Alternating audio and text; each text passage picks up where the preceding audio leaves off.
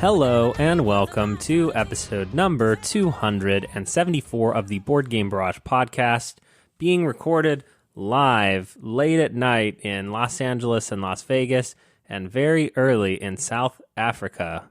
Hello, Neelan. Still alive. Hello. Still alive. Hello, Mark. Hello, Kellen. How are you doing? What was that staccato? That was pretty good, huh? You noticed? Yeah. That you made it sound a little like a robot. That wasn't what it was, but, you know, it had much more. It had some soul to it. It had a beat. Yeah. I felt it on the inside. Yeah, that's what people like about me, my soul. Today, on the 274th episode of the show, we're going to be talking about the 17th Annual Golden Geek Award nominees and our thoughts on who should win each category and why it doesn't matter at all. But before we do that, we're going to talk about... Can we spend a little bit of time talking about 16th Annual, last year's? Oh, 16th Annual, that one mattered a whole... Yeah. That was my favorite one. Yeah, that was very important, a very democratic process. All the rules were followed. This time... What are you saying? Are you casting aspersions on our victory? We won that best podcast of the year fair and square. Don't listen to Kellen. Today on the show, Mark is going to talk to us about Big City 20th Anniversary Jumbo Edition. I tried to go up there for the exclamation mark. I will hit us up with a cute game about dogs called Spots, and Neelan will talk to us about the hottest game of all, Horseless Carriage. I thought they had gotten to cars, Neelan, in South Africa, but here we are. I mean, unfortunately, we're still in 18th century technology over here, Callan. Well, first you're going to have to hear about Mark and his big city, and boy, is it a jumbo. My jumbo Big City. That's right. I got a chance to play Big City 20th Anniversary Jumbo Edition, as Kellen said. If that Anniversary Jumbo Edition part of it sounds familiar, you're probably thinking about Container, the extremely unique, extremely tight economic game that had its own Jumbo 10th Anniversary Edition a few years ago. In addition to the anniversary-ness and the jumbo-ness of the two games... Okay, can you just stop saying jumbo for the rest of this I'm going to say jumbo. Please don't. I've got about 10 jumbos in me, Kellen. No, is that a word people like? Jumbo?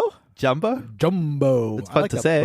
Jumbo. Yeah, it is fun to say. Okay. MBOs are always good. Should have never revealed that I have a distaste for this word. So both games share the anniversary-ness, they share the jumbo-ness, but they also share the same publisher, Mercury Games, and the same designer, the late Franz Benno de Long. Speaking of familiar, the other thing that will seem familiar to those who take a look at Big City from 2009 laid out on a table is how much it might remind you of a game that came out 13 years later, last year's Foundations of Rome. So let's talk about the obvious similarities, the similarities that you would spot looking at the game just on the table. Like Foundations of Rome, Big City is a city builder with huge building minis. They are not as defined or as maybe nice as the ones in Foundations of Rome, but they are big, chunky city building pieces. The games also play similar in some ways, though Big City is a bit simpler. In both, you're going to be building buildings on plots of land on the board that correspond with numbers on cards. The buildings come in three basic flavors in Big City. They are residential, office, and special buildings. They also come in three different sizes, usually either 1 square, 2 square, or 3 squares. And so when it comes to building a building, if you want to build a 1 square unit, it's easy. You just play the corresponding card. So if I play the 11 card, then I can put a one-size building on the 11 spot on the board. They're all uniquely numbered spots on the board. However, if you want to build a larger building, you need all the corresponding cards as well. So if you want to build a building that's size 3 that covers spots 11, 13, and say 23 on the board, you need to have all those cards in hand and play them all out in order to build that 3-size building. A cool aspect of how you get those cards is that at the end of every round, and this is a part of the game I really liked, there's an exchange phase where every player has to contribute cards to this common pool that are then redrafted, with the first pick going to whoever's last. So it's a little bit of a catch-up mechanism, obviously, there. And a lot of times, the choice of which card or cards to give up to that draft are easy, but there are definitely points in the game where you're holding a lot of really juicy cards that you're looking forward to building, and then you realize you have to give some up for this draft. And what do they call that? Socialism? That's right. This is a utopian socialist future of Kellen's dreams. What's the thematic reason you have to give up your good to your cities? No, it's all one city. You know, these are the Ayn Rand rule. That's right. That's right. There is an Ayn Rand variation that I did not play, so I'll leave that to Kellen. Another clean, interesting aspect of the game that I liked is the way the scoring is handled, which is different than Foundations of Rome. Here, unlike Foundations, all the scoring is done immediately when you place a piece on the board. In Foundations of Rome, you could sort of like place buildings next to other buildings and have them score a lot at the end of the game. Here, there are pieces that will score more or less based on what other buildings are around, but all the scoring is tabulated the moment you place the piece, which I liked both because of the ease of keeping track of scoring. It's like you don't have to worry whose building belongs to whom or anything like that. It's like you score them as you place them down. But I also like the fact that it forces some interesting choices when it comes to what you're building, because you're building an infrastructure with the idea that maybe you're setting things up to make a higher scoring building later. But then also there's the potential of, you're building this infrastructure, but maybe somebody takes advantage of it out from under you. Of course, that is mitigated by the fact that if you're holding the right cards, the cards are going to benefit the most from that infrastructure. You're probably safe. So I like that. It's difficult choices, but it's not like you can get cards stolen or spots stolen if you can plan correctly. So did I like Big City? Yes, I did like it. Do I think it's a better game than Foundations of Rome? Probably not. But which game would I recommend to people? I'm actually not sure. Foundations of Rome benefits from a more modern game design. You can tell this is a game that was made and published in 2022. There are a lot of mechanisms in Foundations of Rome. There's a lot of ways to score. There's a ton of different kinds of buildings. There's like a drafting element that isn't in Big City. So there are a lot of types of board game mechanisms that are added on to Foundations of Rome. The production is probably the most lavish of any board game that I've played. I mean, it's top 5 for sure. And we're talking like substantially more for Foundations of Rome than Big City based on these images, right? In terms of what? In terms of production. Yes, absolutely. Yeah. For as overly produced as Big City is, Foundations of Rome is even more so. But there's also, and it's always difficult to talk about cost because I don't know how people are getting the games. I don't know how much cost matters to people. But I think there are certainly aspects of Big City that I like more than Foundations of Rome. Foundations of Rome, to me, it's a simple game with a lot of things going on, but at its core, it's a pretty simple game. Big City feels like it's a simple game that acknowledges it's a simple game. Interesting choices to be sure, but it's much cleaner. So you're not getting, again, the different mechanisms that you do in Foundations of Rome, and you're not getting as nice a set of minis and stuff like that. But it's a smaller box, and it's, again, a quicker game to play. It's an easier explanation. So I think, honestly, if I don't have either in my collection, to be clear, but I think I might lean to Big City, just again, for how clean it is, how sort of throwback it feels in its design. And when I say throwback, I mean the positive aspects of throwback, where it's like a very pared down rule set, but with a lot of difficult choices. So that is Big City by Franz Bello de Long, published by Mercury Games. This is the anniversary edition. I played the Jumbo 20th anniversary edition. I got to sneak in one more Jumbo for Kellen there. I've not seen the original version. I've heard that also has minis, but I don't know the jumbo-ness of those minis. Why would you play the original version? I did not. Why do that? I definitely did not. Yeah, I would never subject myself to that. If there's a Jumbo available, I'm going to Jumbo. I'm glad you ended up picking one over the other, because for a second there I thought you were going to say, so why not just like have both of these massive, ridiculous games in your collection? Right. I don't know. I'm personally waiting on the anniversary Jumbo edition of Foundations of Rome. I think you guys would like this. This is a fun, like, tough game. There's also cool things, like there are buildings you can build that are just completely negative. Like they basically make like buildings around them where it's 0. And so you could, if you know your opponents are holding cards that are like really going to be juicy for scoring, you can just plop down a point sucking factory right in the middle of the board and just like screw them over. It's great. You spent like 5 minutes humming and hawing about which game you would keep in your collection, only to reveal that you don't have either of them. Right. No, but that's content. That's smart. Good work, Mark. Thank you. Appreciate that. Just cut that part. You got it. I had a chance to try a newer game from one CMYK Games, I think, but more importantly, a game by John Perry. I believe this is a review copy that sat on my shelf for too long, but this is John Perry of Air, Land, and Sea, of Scapegoat, and perhaps my favorite of his games, Time Barons. But this is a game about dogs, okay? And on the first page of the rule book, it has a children's book, okay? It says dogs have spots. Okay, I get that. Then it says dice So have far, spots. so good. I still get it. And then it's like, place your dice on the right spots. And suddenly I don't get it. And then it says, complete your dogs to score. And I was like, what?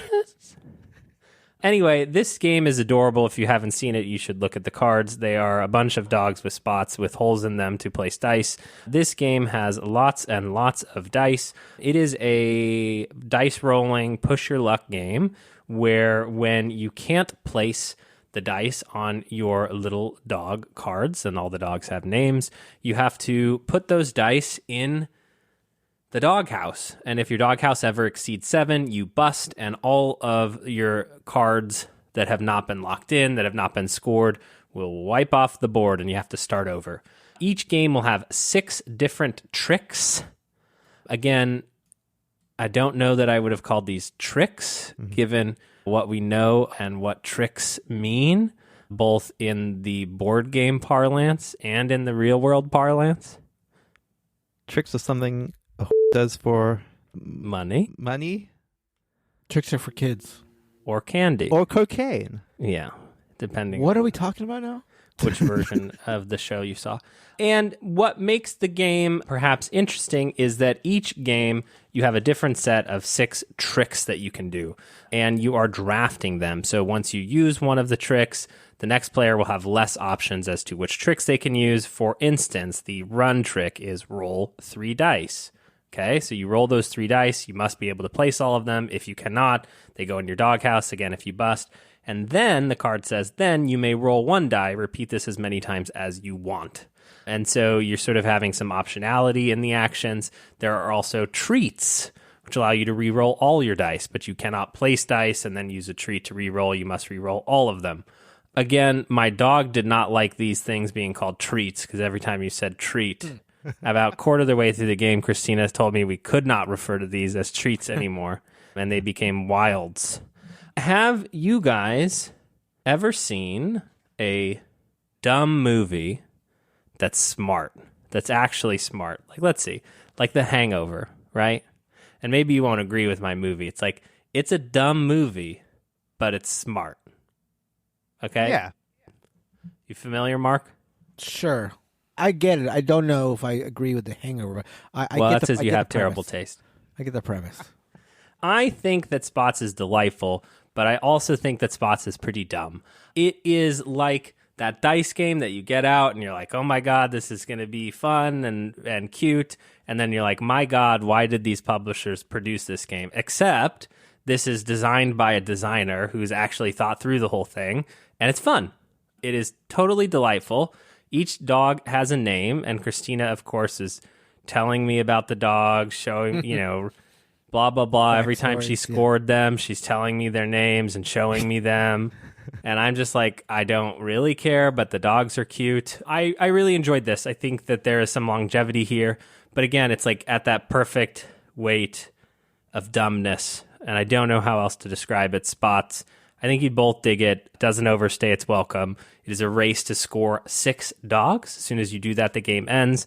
Christina and I both got to 4 or 5 dogs, and then we're really trying to shoot the moon to get the last one quickly, and we both failed over and over again, which was funny. And then it ended up being sort of a race to the finish, who could go broke right at the end, which is how you want one of these things to end.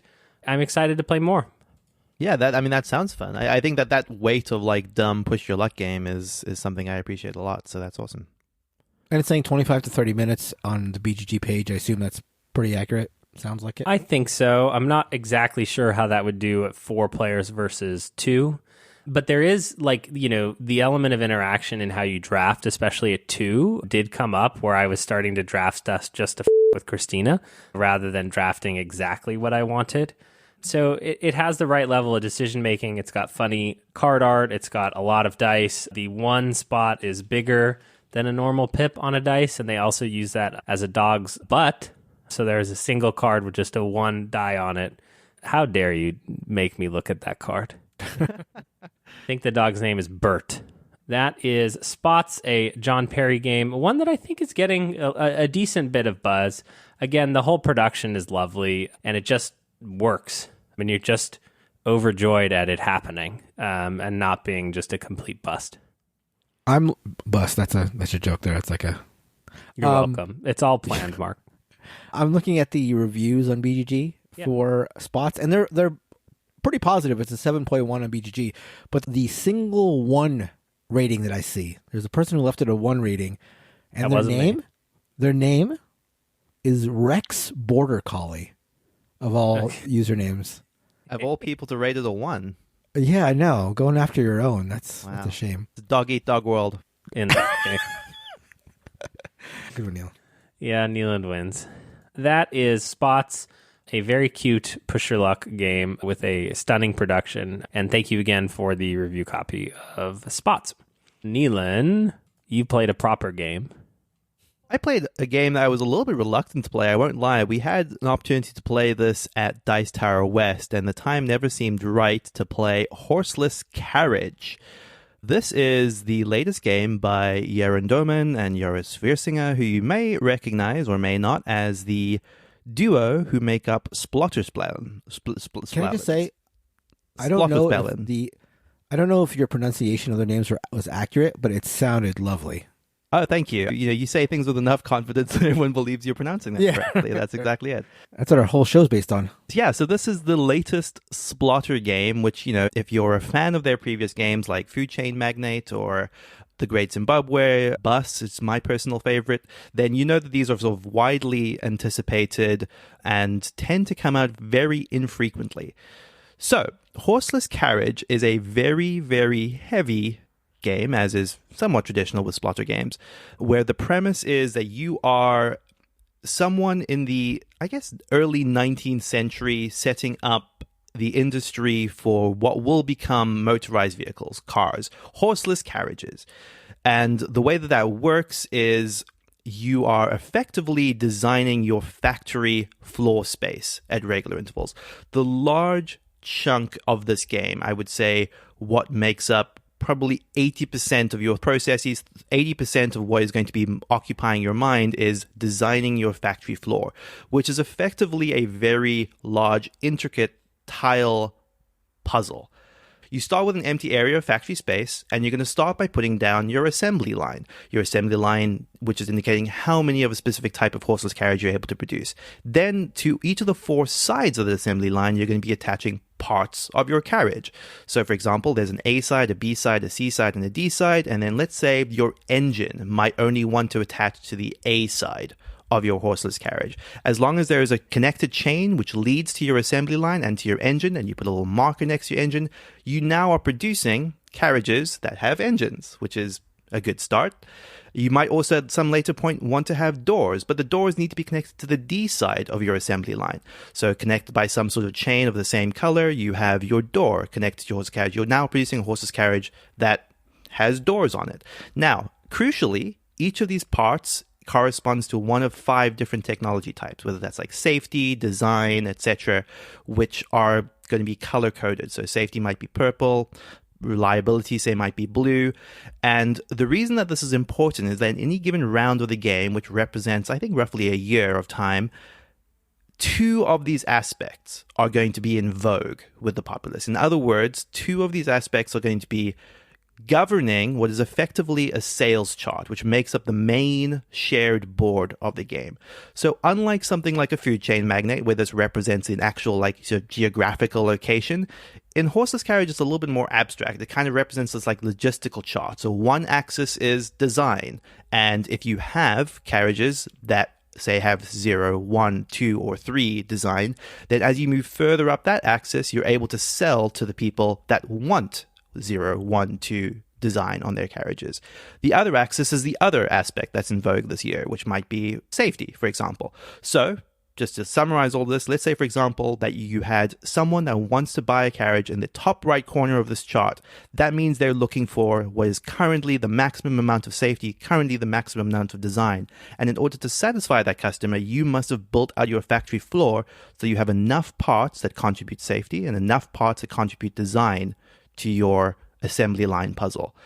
I hope that kind of makes sense. It's definitely a lot to try to convey without seeing this visually, But suffice to say that this mess, this puzzle, this factory process gets very, very, very convoluted. As you imagine, there are these 5 different aspects you're potentially having to satisfy, each of which corresponds to like sort of a different but overlapping set of parts, which you're then going to have to slot onto your factory floor in a way that all 4 sides kind of connect up to your assembly line. And if that was all you had to do, that would be great. But you also have to make sure that your assembly line is connected to a dealership. You also have to have space in your assembly line for the ability to research, which is how you even get the ability to produce these parts. If I'm 3 on the red research track, for example, that means I can produce an engine and a door and a battery, for example. You also have to have space in order to get Gantt charts, which is how you determine turn order. So there's a lot competing for space on your factory floor. And the thing that becomes very overwhelming very, very, very quickly is just how crowded this becomes. You're able to expand it round by round, but in a way that's really kind of not very useful, where you sort of have to plan your expansion a whole round ahead of when you're going to be able to use it, which is pretty typical Splotter, get screwed, get now, feel bad about the mistakes you made last round sort of stuff. Okay, once you've done your research to determine what you're going to be able to put into your factory floor, once you've planned out your factory floor, you go into a sales phase where you are placing down for each of your dealerships these little flexible, kind of like little flexible squares and rectangles which determine kind of your capture area, which parts of the market you're targeting. So I'm able to satisfy the customers that need 2 in their design and 1 in their safety. So I'll place my little rectangle in that square, sell a couple of cars to the people over there, as long as I have the assembly capacity to produce for them. And then that's my sales step. And similar to something like a food chain magnate, if you're able to sell to those people before another player, you've basically cornered the market to them specifically. You beat other players out. But it definitely doesn't feel quite as vindictive as it does in Food Chain Magnate, where you can kind of almost like entirely corner a section of the market, because the extent of the sales market, there are still areas of it that feel powerful and spicy to grab quickly, but not something that feels like you're absolutely just shutting out other players. In fact, in all of the games I've played of this, it kind of felt, while the scores there were definitely differences, very, very clear differences between the winners and the players that did less well, the spread was less than I would expect from a prior Splotter game, which tend to have very, very wide spreads of scores, with people, I'm remembering my first game of Bus where I scored 0 relative to someone else's winning score of 10 or what have you. This kind of felt like they've somewhat, to the extent that the Splotter could, unified the scoring a little bit, where everyone is able to sell as long as they're doing competently, but not to the extent of the person who's doing the best.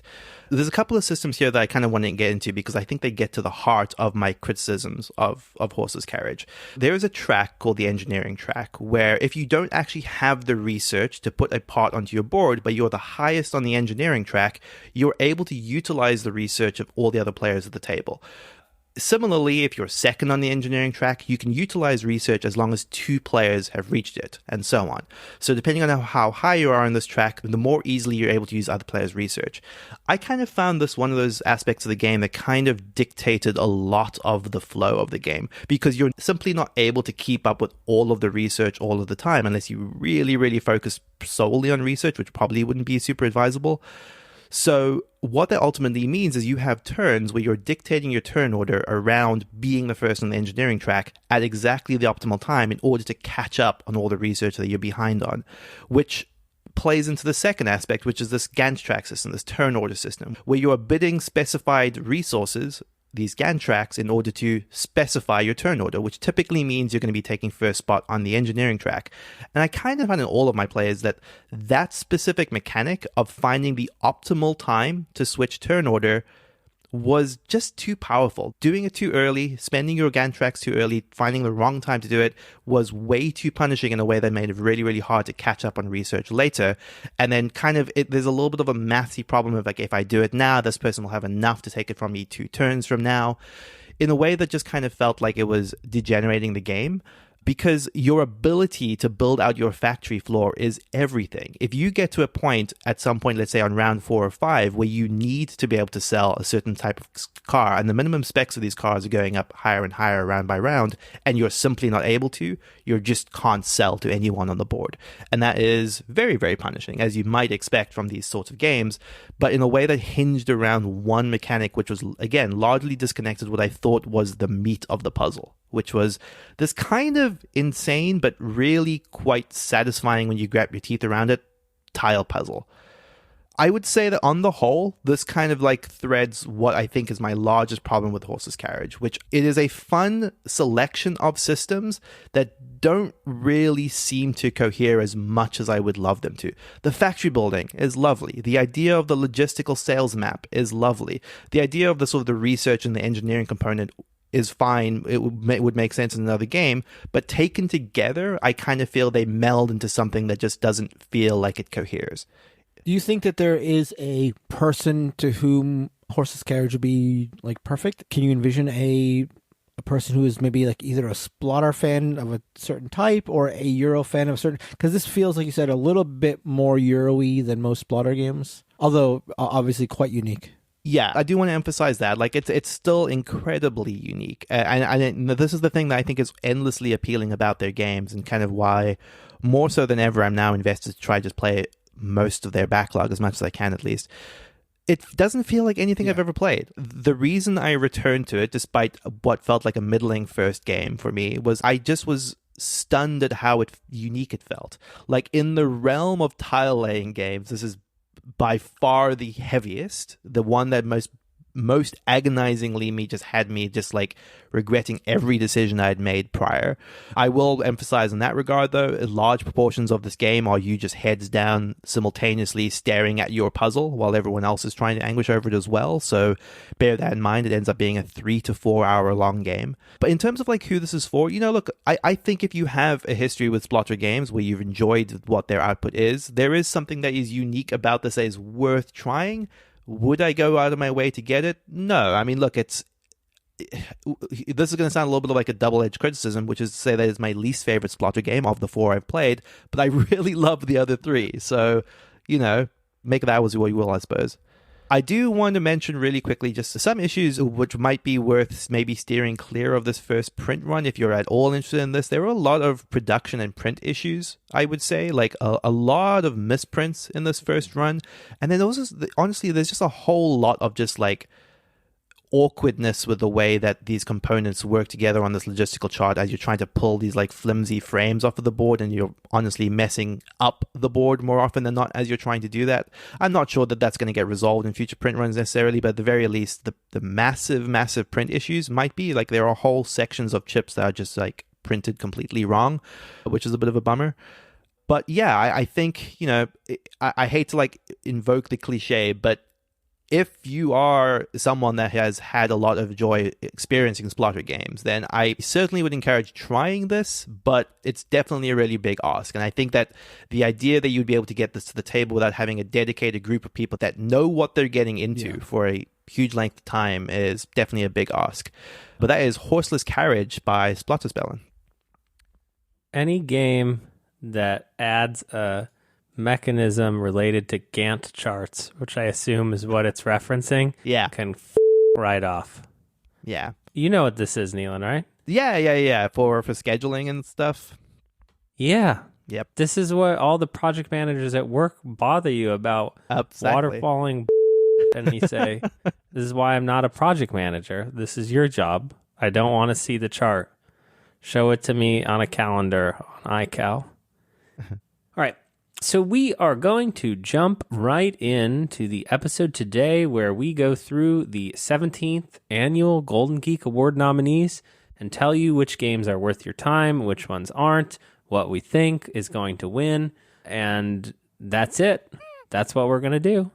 So there's fanfare, right, Mark? This is where you add in sort of the music, the drum roll, the, Christina laughing or something, because people like it the best when she's here and just laughing. Just add her laugh sort of every time I speak. And we'll start with the best 2 players board game of the year for 2022. I will go down the nominees. Mark and Nia, here's the rules. I will go down the nominees. Mark and Nia will tell me Fire away. which games are notable. They'll say, these games are notable. We'll discuss which one we think will win, and then we'll discuss which one will actually win, because BGG is... Lovely. I won't finish that sentence. Doesn't understand what's notable and what isn't. 2-player games, here we go. Beer and bread. Boop. Kellen, Caesar. Boop is notable. Caesar. Kellen, Caesar is notable. Caper Europe. That's notable. What Sure. do you mean? Marvel Dice Throne, Mindbug, First Contact, Pagan, Fate of... Roanoke. Nope, don't know that word. Roanoke. Roanoke. I guess. Roanoke. Please. Roanoke, Splendor Duel, notable. Twilight Struggle, Red Sea, Conflict in the Horn of Africa. The Conflict, notable game. Undaunted Stalingrad, and Wingspan Asia. You know, we can start the clap now for Wingspan Asia, which will win every award it's Wait, nominated I didn't realize Which is, Wingspan Asia... it's an expansion. Yeah. Why is it even in this category? That's what I assumed. Why No, is it even in the Wingspan wins two-player everything. category? Don't you guys understand how this works? It's just a lot But to win. like, that's so bizarre. It's neither a two-player it true? game, nor is it a game versus What? an Okay. expansion. It goes to 2. It goes it to can 3. also be It goes to standalone. 4. It's a It can 2-player also be game. standalone. Interesting. Oh, is it Wingspan Asia? No. It's an expansion that can be played as standalone. Oh, I see. Oh, that's Yeah, actually. Jamie I don't is think I smarter realized than that. all of us. But He also, wanted but to it's win certainly these awards it's def- again. It's definitely. I don't know. I was always under the impression that two-player games had to be uniquely two-player, but maybe not. Oh, now you're making the I rule. don't think. Yeah. So, a couple of quick thoughts here. Beer and Bread, it was a game that I was at least interested in. Well, at the very least, I was interested to get Kellen's take on it as a multi-use card game, but it's also designed by Scott Arms, so Beer and Bread. Wait, what? Have you played it? I haven't, No, but but at some point I was looking into No, it. but if I was- Nealon plays Beer and Bread and doesn't like it, then who's he got to blame by himself? He got by Scott Holmes again.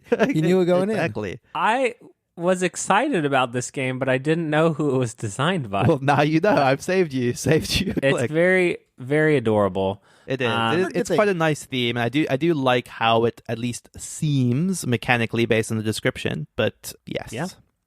Mindbug, right? Also doing Yeah. quite well. I believe either is on Kickstarter now with a new version. right. if I'm Mindbug is not an interesting one because it's one that I've been wanting to cover for a long time, but I've not really played it as extensively as I'd like. And I hate to say the reason why, which is that everyone I've played it with has hated it. But I kind of like it. I just need to find someone that would play it with me consistently enough to get like the repeat plays out of it, because I do think it's a game that very much benefits from knowing what's in the deck. It's a very small deck of cards. It's a Magic the Gathering style dueler that plays in 5 minutes. Is very silly, has very powerful cards. The conceit of that one is that it's like a Magic the Gathering style dueler, but you can a couple times during the course of the game like take the other player's card, sort of thing. Yeah, that's exactly it. Like 2 times per game, you can just steal the card that the other person played, and using that opportunely is everything. Right. It's a game where the titular mechanism is the weakest in the game. It shouldn't be there.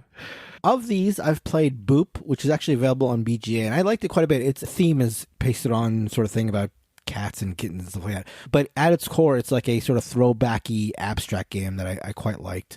And of course, I played Caesar. I can't believe Caesar's 2022. It feels like that's been around forever. Yeah, I'm surprised that also seems older than it. But I mean, Caesar's fantastic. Yeah. Like Caesar is like the 2-player game that my brother and I played a lot last year. Splendor Yeah. Duel. Come on, Splendor guys. Duel, Give though. it That's. to the- I mean, yeah, I think I'm with you. I think guess that's Caesar- the game. Caesar could be. You know, obviously, Undaunted Stalingrad has been a huge release. Yeah, which actually I just started playing, so I will hopefully have some thoughts on Stalingrad in the coming weeks. Do you roll dice the same way as the other? You Undaunted continue game? to roll dice in the same way, Kellen. Yes. Oh, perfect. What a lovely game. All right, so Wingspan Asia for the win, but Splendor Duel should win. I'll throw in my vote for Caesar. I want Caesar to win. I think Caesar could win. I wonder how well a Marvel Dice Throne is going to do, given the fact that it's Marvel and given the fact that it's Dice Throne. I think two That's dice throwing. popular- Yeah, true. IPs. Again, the people don't know what is notable, which is why we are here to help them note things of notable record. Moving on to artwork and presentation, the nominees are Blood on the Clocktower, Does It Count If It Costs $200? Carnegie, CoraQuest, Creature Comforts, Endless Winter, Paleo-Americans, Everdell, The Complete Collection, Flamecraft, Foundations of Rome, Heat, Pedal to the Metal, John Company 2nd Edition, Merchants of the Dark Road, My Father's Work, Return to Dark Tower, again, does it count if it costs $200, Weather Machine, and Wonderland's War. You stopped for Return to Dark Tower and for Blood on the Clocktower, 2 tower games that I didn't even realize till now. But Everdell Complete Collection is like $300, and Foundations of Rome must have been close to $200. This is a pricey. Yeah, Wonderland's War. Yeah. Also, this is a pricey. When you get the deluxe. I feel like there's no going to be beating Everdell in this list. Yeah. Oh, interesting. My vote's going to go to CoraQuest. You got to go to CoraQuest. To be clear, that's not my pick. That's what I think is going to win. I think that, Dark Tower does definitely make a strong impression just visually. Agreed. But we got to support the Pigeon Blood tank. Yes, exactly. I believe the children of the future. For the kids. This is a tough category. Yeah. And maybe the felt and Blood on the Clocktower. Yeah. Blood on the Clocktower, I feel graphically could look better. We were just talking about the presentation of Foundations of Rome being pretty singular, honestly. I don't know how many people have played that but game. It's also just money. Yeah. It's money that's just in the box right there. I think Everdell is probably the favorite for the name recognition. I think I think so for sure. But I'll be voting for the children. All right, moving on to cooperative game. The only thing I will do in this section is read you the nominees. Aeon Trespass Odyssey, Burn Cycle, The Return of CoraQuest, Decorum, Dorfromantik, the board game, Frostpunk, the board game, ISS Vanguard, Keep the Heroes Out, Kites, Land of Galzir, Miss over Carcassonne, Oathsworn, Into the Deep Wood, Paint the Roses, Return to Dark Tower, Star Wars The Clone Wars, and Vagrant Song. Is Kites the real-time? Yeah, yes, the real-time stand timer game, which was such delight and probably one of my favorite games to come out of that convention. Even though it's, say, very slight, I think it's lovely. I've played a lot of the lighter games on this list. Kites and Paint the Roses, Star Wars The Clone Wars I reviewed recently. Return to Dark Tower was a really pleasant surprise from Dice Tower West. I've also heard really good things about, although I've never played it, Lands of Galazar. I've heard good things about that. Interesting. Yeah. I can speak a little bit for ISS Vanguard and Oathsworn, which are big, epic Kickstarters. Of the two, I think ISS Vanguard is the most interesting, like a Mass Effect-y style sprawling sci-fi game, which is quite compelling. But I will be voting with the children. I'll be voting for CoraQuest. You're a suck-up. Who do we think is the favorite here? I don't know. It's like whatever is... The fact that Miss over Carcassonne, a game I've never heard of, is in what the about list. Dorfromantik, the board game? Yeah, I kind of heard mixed things. The video game, incredible. Oh, I've actually... But the board game, I think, is not that compelling from what I've heard. I assume that was like some weird German game that... Yeah, I've heard of it, Mark. You're on the outs. Yeah, no, it was like a tile Carcassonne adjacent like city building video game that just got very popular with board game streamers last year. I think Return to Dark Tower is probably up there in terms of being a favorite. Paint the Roses is probably up there. I don't know how many people played Vanguard or Frostpunk or all these really big ones. Yeah, that's my fear also with any of the Kickstarter games is I just don't think that they have enough of the audience. That's your fear? Captured. You're afraid of that? Or not my fear so much. Doesn't keep me up at night or anything like that. But yeah, I suspect they will lose to something more mainstream, as it were. All right. We have spent enough time talking about cooperative games. We will move on to the next section, which we will not even cover because board game expansions are bad. You heard it here first. No one likes board game expansions. The nominees are 2 Dune Imperium products, an Everdell product, a Meadow product, On Mars product, a Parks product, Red Cathedral product, Roll Camera product, Root product, Star Wars Outer Rim product, Viticulture World, and the winner, drumroll please, Wingspan Asia. Great if Wingspan Asia won Best 2-Player Game and Best Expansion. Yeah. Yeah, that is It's fun. probably likely, actually. Moving on, because we waste no time here, and that's what this is about. The most innovative board game I of think you were going to pronounce it. 2022. I think you're going as to pronounce it voted. like the European style. Innovative? Yeah, there you go. Perfect. I love it. Innovation? Well, that kind of worked. Innovative board game of but you'll cut it so that it sounds clean. Blood on the Clocktower, Cat in the Box Deluxe Edition, Dead Reckoning, Deal with the Devil, Heat, Pedal to the Metal, ISS Vanguard, John Company 2nd Edition, Mindbug First Contact, My Father's Work, Planet Unknown, Return to Dark Tower, and Turing Machine. All right, let's start with the joke. The only thing innovative about Heat, Pedal to the Metal is it took a very boring board game and made it a little less boring. Innovation. I do not think it's very innovative. Heat, I think. Yeah, I was going to say, like, I love Heat, but I would not put it in as innovative as its most marketable thing. Turing Machine, definitely very clever. Of the games I've played on this list, I would go Turing Machine on this. I don't know. Blood on the Clocktower is completely not like any other game I've ever played before. I will say Deal with the Devil, the way that it used the app to facilitate trading, I thought was incredibly innovative and clever, but again, in search of a better game, maybe. But yeah, I think Turing Machine is my take for this one. It's also hard with like second editions of games because you're Sure. are you innovative? I heard, some of the storytelling in My Father's Work was quite crazy. Which is not something I had played previously heard about that until people were talking about it after the storytelling episode. You may need to check that out at some point. Yeah. But what will win? What will win? What could win? Turing Machine, I actually think will win. I think Turing Machine could win. I also think Blood on the Clocktower could win. I would probably Oh think. my I think Blood on the gosh. Clocktower is going to win. That'd be my money would be on that. If this wins, I will demand a recount. Player elimination is not bad. You heard it here first. Moving on to the light game of the year. I don't know how to say that in any other way. The best light game of last year. Acropolis, Cat in the Box Deluxe Edition. Challengers, Dorfromantik, the board game. Foundations of Rome, Longshot the dice game. Mindbug First Contact, Next Station London. Ready, Set, Bet. Rear Window, the board game adaptation of the movie, Sea Salt and Paper, Splendor Duel, and Trekking Through History. Lots of lovely games here. Acropolis is excellent. Challengers, I love. And Next Station London, also surprisingly good. Cat in the Box is not that light. I have a struggle. Every time someone posts something in our lighter games Discord, I'm like, just because it's not a splatter game doesn't make it like light. This is a complicated trick taker. Sea Salt and Paper is also lovely and is actually light. And a call back to earlier in the episode, like I get that Foundations of Rome is light, but I don't like the idea of giving the light game of the year to like a game that is massive, like physically massive. To a $100 hulk of plastic. To a jumbo. You want a real callback? Longshot the dice game is also shockingly good. That's true. That's also excellent. Actually, a lot of really good games here. We played that like years ago in the pandemic times. Yeah, it's true. Of the games on this list that I've played, which are actually not that much, Challengers, Foundations, Longshot, Next Station London, Sea Salt and Paper, and... You played Cat in the Box, right? I've not played Cat in the Box. I've not played it yet. Oh, really? Yeah, I think I'd like Shocking. it. Ready, Set, Bet? I've not played that either. That feels like the favorite to me based on the hype, maybe? I don't know. But of the ones I've played, I would go probably Longshot. I think for me, it would be a tough call between Acropolis and Challengers of the two that I... Oh, really? like Not the Sea most. Salt.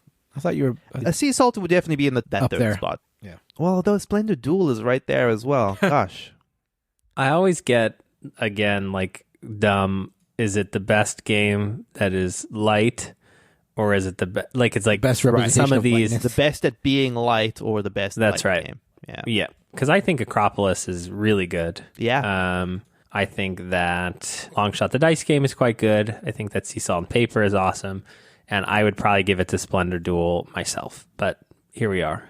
Moving on to the medium game of the year, also known as the best category of board games. We have Atiwa, Uwe Rosenberg's game about bats.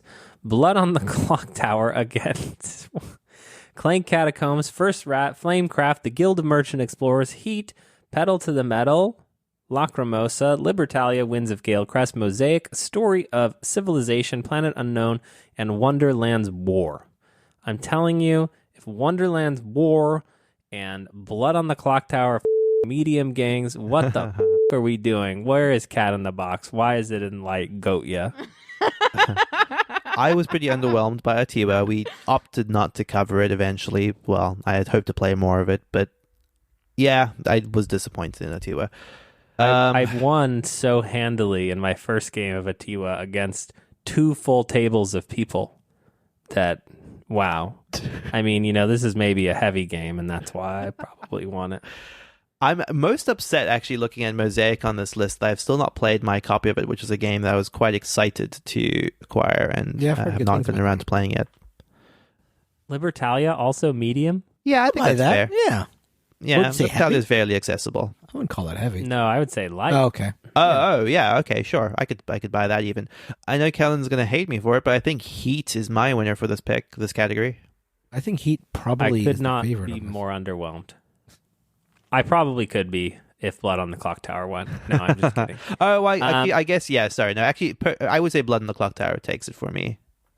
But I think Heat is in with a good shot. Yeah, again, it's like you're going to vote for Blood on the Clocktower again at Party Game, which is fine.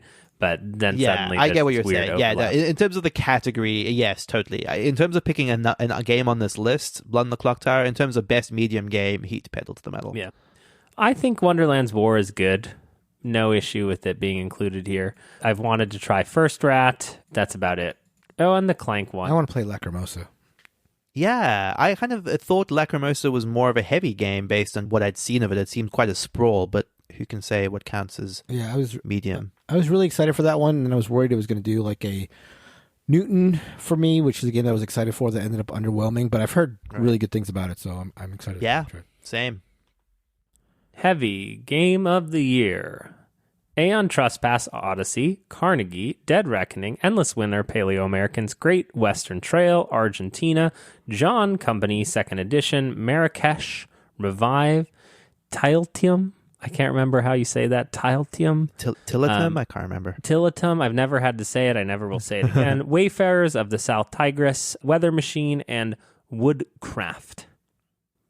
This is... I always think it's easy until I see another thing on the list. Dead Reckoning is lovely. I think Tilatum is excellent, and I owe it to myself to play more Tilatum because it left quite an impression on me in a genre that I thought that I was kind of seen it all in.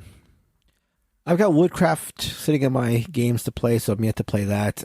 Interested in Weather Machine. I'm always interested in Lacerda, but I've heard mixed things. And I've heard good things about Revive, too, but yet to play that. I think, for me, on this list, it's probably Carnegie, or Carnegie, I should. Carnegie is one that didn't ever really sit super great with me. I like it, and I get it. I'm just not personally a fan of it. You are both wrong. It is obviously John Company 2nd Edition, a fantastic game that was not innovative because it had a 1st edition, but it can win Heavy Game of the Year, and none of this heaviness by way of more rules, okay? Looking at you, Euro Games. John Company, heaviness by way of having to deal with your friends' emotions, which are quite heavy. But what will win, I don't know, I'd have to go back and look if I wanted to try hard. If Lacerda games win, it's like kind of just a shoo-in to give it to like the Lacerda. I'd be surprised if Weather Machine won it. I feel like Carnegie is definitely one that's... Endless Winter. I think Carnegie is probably like the critics' pick. I think a lot of critics would gravitate towards that. But I don't know. John Company has a lot of buzz to it. Endless Winter had a big Kickstarter thing. And Wayfarers, the South Tigris, the Garfield those are always thing. very popular.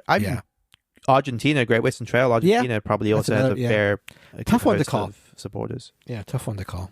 All right, moving on to the only true and living category, Party Games, Blood on the Clocktower, Challengers, Feed the Kraken, Fun Facts, Gang of Dice, Green Team Wins, Kites, Long Shot the Dice Game, Penguin Airlines, Phantom Inc., and Ready, Set, Bet.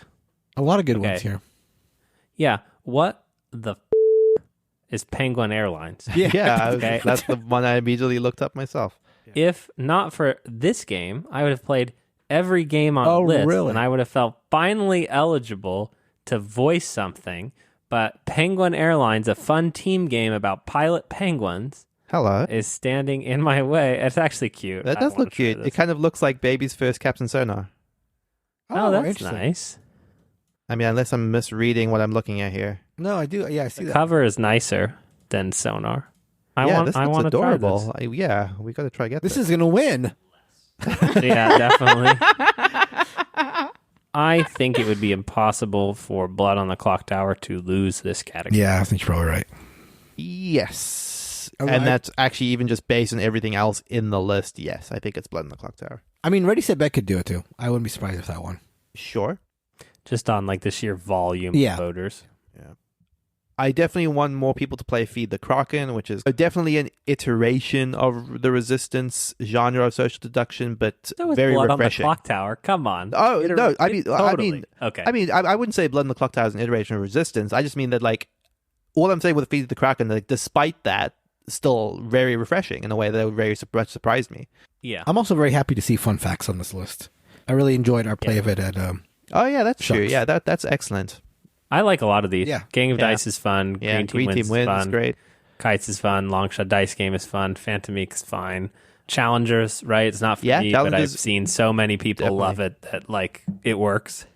We are not going to cover the print and play category, but obviously Doctor Who, the Solitaire Story Game Story 3rd Edition will win. You heard it here first. Solo game. Mark, I'll read this to you and Nealon in case something comes up, but don't spend too long playing with yourself. Aeon Trespass, Odyssey, Aleph Null, Aquamarine, Frostpunk the Board Game, ISS Vanguard, Nemo's War, Paperback Adventures, Resist, The Siege of Valeria, and Turing Machine. Interestingly enough, I brought with me to play both Aleph Null and Paperback Adventures, so I might have thoughts on them in the weeks coming, but I have not played either of them yet. ISS Vanguard, I thought was quite good solo. of this list, I've only played Nemo's War and Turing Machine, and I've only played Nemo's War solo, so hard to speak for me on this list. One thing I do want to mention real quick before we move on the print and play list, I just want to call out Old Prince 1871, which is actually an 18XX game that I've heard really, really good things about. A 18XX print and play. Yeah. It's funny how Turing Machine very much, while being almost exclusively like a multiplayer solitaire game, never occurred to me to actually want to play it. So Same. Yeah, same. Okay, ISS Vanguard wins it, I guess. I think people like Paperback Adventures. Yeah. I saw Tom from Shep It Sit Down play it on a stream, and it seemed pretty cool. I know that there's a lot of people saying that the digital version of that is the way to go, which feels like a little bit like cheating, but yeah. This moment of silence brought to you by what it sounds like when you play solo games. Thematic games. What a loaded term. How is anyone going to agree on what a thematic game is? Aeon Trespass, Odyssey, Blood on the Clocktower, Dead Reckoning, Frostpunk the Board Game, Heat Pedal to the Metal, ISS Vanguard, John Company 2nd Edition, My Father's Work, Nemesis, Lockdown, Oathsworn, Into the Deep Wood, Return to Dark Tower, Votes for Women, War of the Ring, the card game, and Wonderland's War. I've heard good things about this new Nemesis, this Nemesis Lockdown, so I have too, and that scares me because it means I may have to play another Nemesis game. Right. Yeah, as much as I bounced off the original Nemesis, it did feel thematic. It did feel evocative of like alien movie thing. I want to call out Dead Reckoning very briefly because I think people may not realize where its thematic elements are. There is a story progression to the game that sort of slowly unlocks only if you have the Saga expansions, which feels pretty odd because it was like one of the most compelling parts of that game for me, where there's almost like a very light legacy connective tissue to your discrete games of it, which is just a fun concept. I liked that a lot. I think that the more colons a game has, the more thematic it is. In that case, I'm going to vote for the game I think is going to win this, and it did feel thematic for me, despite what I'm sure are going to be counts. Protestations, Heat Pedal to the Metal feels like a fun racing game. I think it's going to have a lot of people who are hyped about it and a lot of buzz. So I think it's our Blood on the Clocktower is probably also up there. But it's funny. Like Heat is not something that strikes me as thematic, but I guess that you're right in as much as it captures a racing game. Like I get it, but that just seems not what I would pick for this category personally.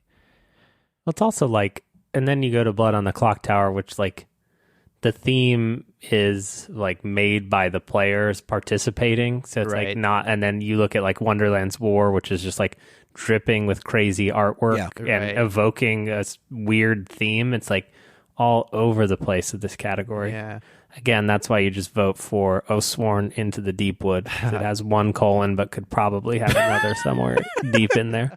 I will say this, and I've said it about Oathsworn before, the way that it ties story to the combat scenarios is actually very interesting for the genre. That's what I said. Yep, sorry. Yeah, that maybe misheard me. Well, and then, I mean, like War of the Ring, the card game, it's like, yeah, every card has Tolkien art on it. So Totally. like, Yeah. But is that thematic? oh, Nealon, we'd need a whole mini-series to break this out. And we ain't got time for that because you need to eat your breakfast.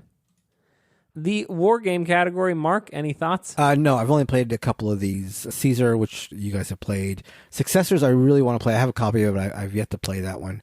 Oh, I think this is the category, though, where like a normal board game wins all the time, and then the war gamers get really mad about what constitutes a war game. Yeah, right. I love this. Yeah, I love this. I think it's going to go either to Caesar or Undaunted or Votes for Women. Yeah. I think would be my 3 top in terms of buzz. Votes for Women, actually, we glossed over in the previous category. I've definitely heard a lot of really, really strong praise for. Yeah. I've also heard good things about Twilight Struggle, Red Sea. It's like a quicker version of Twilight Struggle. I wanted to try Successors, which I know has had many, many editions. Yeah. I don't know why. I don't know why it popped up in my conscious. Moving on to, obviously, the category you've been waiting for us all to weigh in on, the Best Board Game Podcast category. The nominees are Beyond Solitaire, Blue Peg, Pink Peg, Board Game Barbecue, Board Game Blitz, Board Game Hot Takes, Board Game Snobs, Board Game Insider. Wow, we should not have started our podcast with the name Board Game. Board Game, no. Decision Space, 5 Games for Doomsday, Game Brain, a board game podcast about our gaming group. That seems... okay. A lot of room for One-stop colons co-op. there. A lot of room for colons. There is a lot of room for colons, but it's like a board game podcast about our gaming game. It's like Board Game Barrage, a board game podcast about the Board Game Barrage gaming group. One-stop co-op shop, rolling dice and taking names gaming podcast, sporadically bored. Mike and Dan, Talk Cardboard. This game is broken. Wait, why isn't our podcast on that list? Oh, yeah, because we won it last year, suckers. My God. The pride comes before the fall. So, some of these podcasts have actual tanks on them. That's true. That's true. And those are the best ones. Those are the best ones. No, I mean, there's a lot of lovely people. Yeah. It's very hard. I'm not going to be glib about weighing in on this stuff. Obviously, Mike DeLisio, a good friend. Also, Dan Hughes. He's there too. This game is broken. Lovely. Paula Deming. Good friends.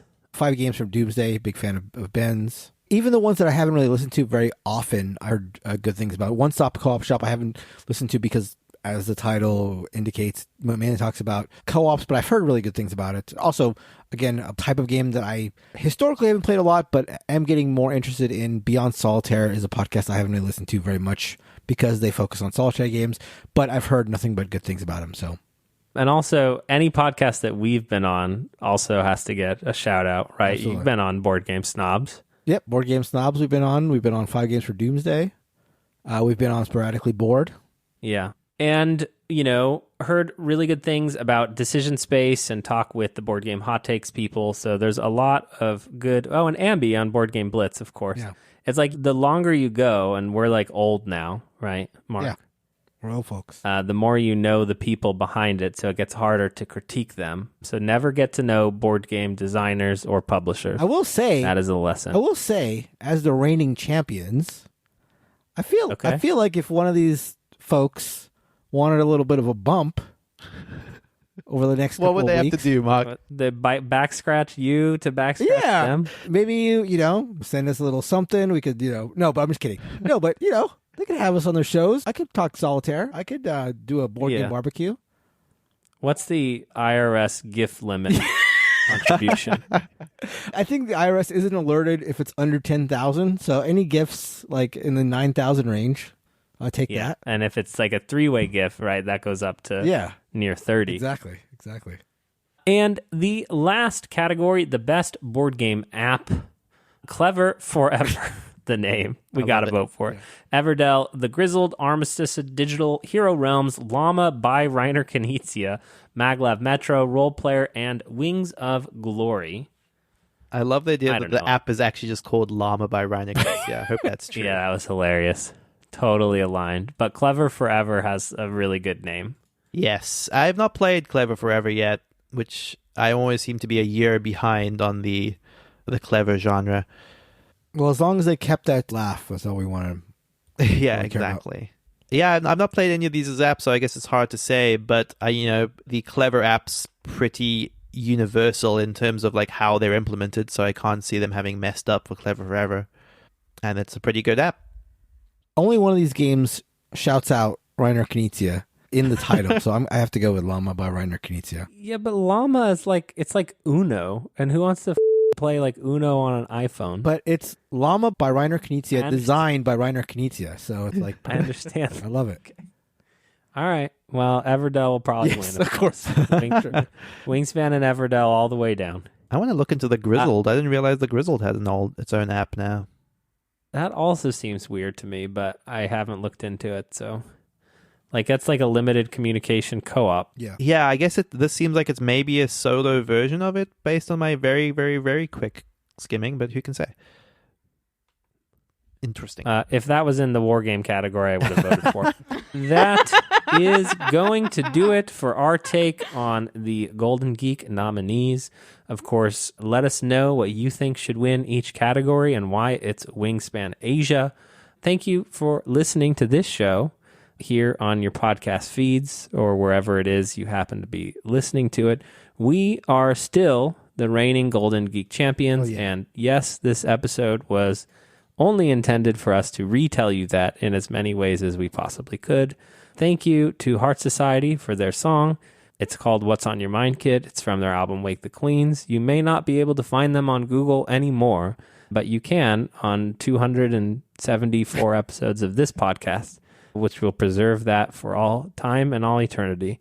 Thank you, Mark and Neelan. You can reach out to us at BoardGameBarrage@gmail.com. You can reach out to us on Discord. You can reach out to us on the Guild at BoardGameGeek.